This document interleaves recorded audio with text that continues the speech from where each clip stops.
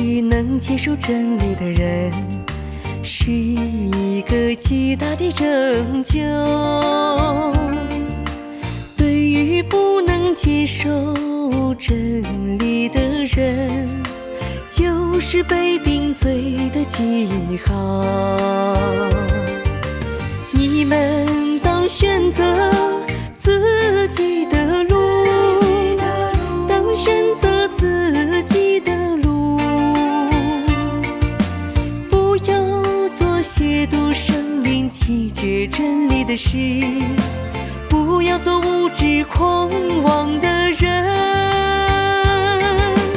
当作顺服圣灵引导，渴慕寻求真理的人，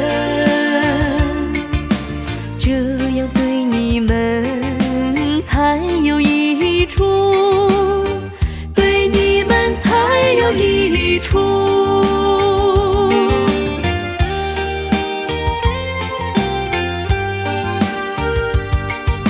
神劝你们当小心谨慎地小心谨慎地走行神的路，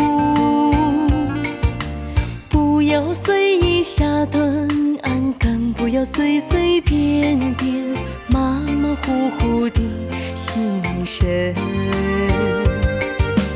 你们当知道牺牲的人最起码具备的是谦和的心，最起码具备的是谦和的心与敬畏神的心。